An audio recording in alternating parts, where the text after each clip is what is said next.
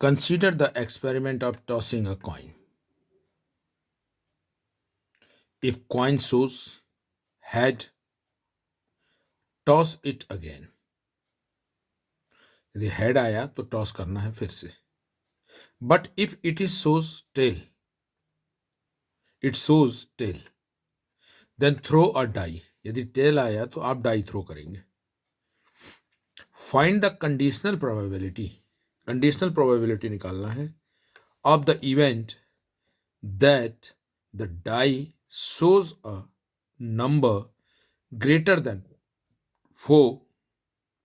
Die पे क्या number आए? 4 ग्रेटर देन 4 आए.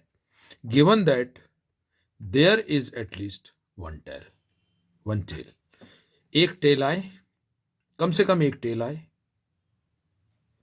और डाई पे नंबर जो है ग्रेटर देन 4 आए. कंडीशनल प्रोबेबिलिटी निकालना, यानी 4 से ग्रेटर नंबर आने की प्रोबेबिलिटी हमको निकालना है. किस कंडीशन में? हमको ये गिवन है कि एटलीस्ट वन टेल आना चाहिए. ये अब आप इस वीडियो को पॉज करके खुद से सॉल्व कीजिए और टाइम काउंट करिए कि आप कितना टाइम लेते हैं सॉल्व करने में. पॉज कर दीजिए, pause the video and solve by your own. Now अब यहां पे देखिए, क्वेश्चन के हिसाब से जो हमने देखा है कि कॉइन को आप टॉस कर रहे हैं, कॉइन टॉस किया जा रहा है,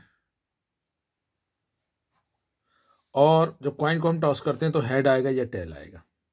तो हेड आने की प्रोबेबिलिटी कितनी होगी? 1/2. और टेल आने की प्रोबेबिलिटी कितनी होगी? 1/2. यदि हेड आया तो कॉइन को फिर से टॉस करना है, तो फिर क्या आएगा हमारे पास?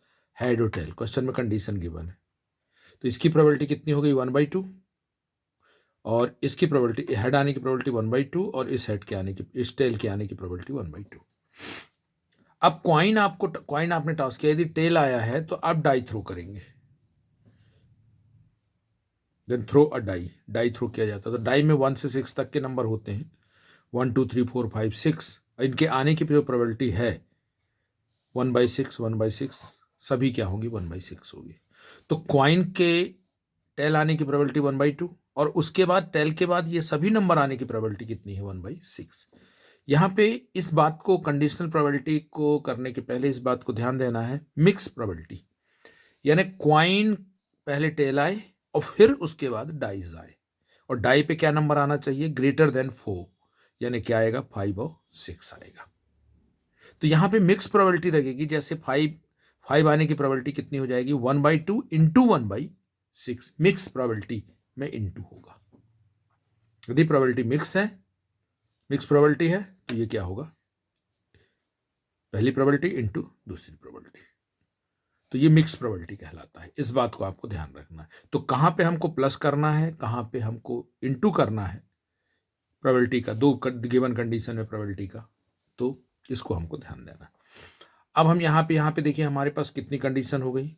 1 2 3 4 5 6 7 8, 8 कंडीशन है. टोटल सैंपल स्पेस कितना हो गया? 8 हो गया. सभी की प्रोबेबिलिटी हम अलग अलग निकाल लेंगे.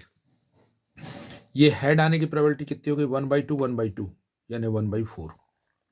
इस टेल के आने की प्रोबेबिलिटी 1/2 इंटू 1/2 यानी 1/4. और 1 2 3 4 5 6 ये आने की प्रोबेबिलिटी, जब पहली कंडीशन में टेल आए तो दोनों में मिक्स प्रोबेबिलिटी लगेगी, तो 1/12 सभी 1/12 आएंगी. अब हमको ई और एफ दो इवेंट्स मानना है.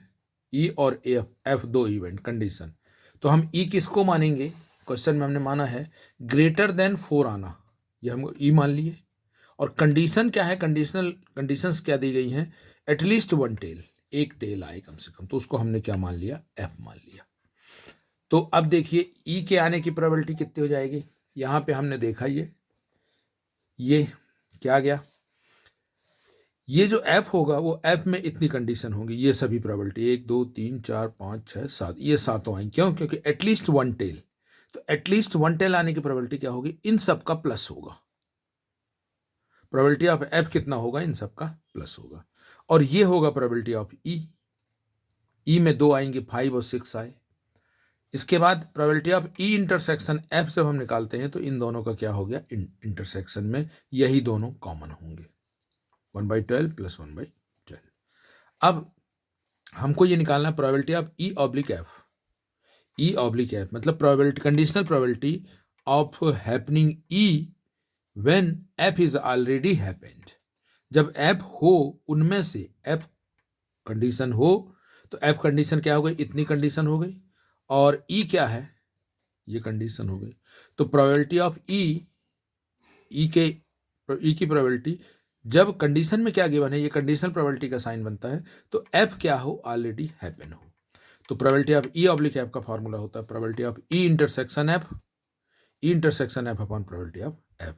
तो ई इंटरसेक्शन एफ में भी यही दो रहेंगी, दोनों में ई और एफ में कॉमन, तो आगे 1/12 प्लस 1/12, और ये इन सब का एफ का प्रोबेबिलिटी ऑफ एफ कितना हो गया, इन सब का टोटल, तो 1/4 प्लस 6 इंटू 1/12, इन सबको प्लस कर देंगे, डायरेक्ट प्लस कर सकते हैं, इस तरीके से भी लिख सकते हैं।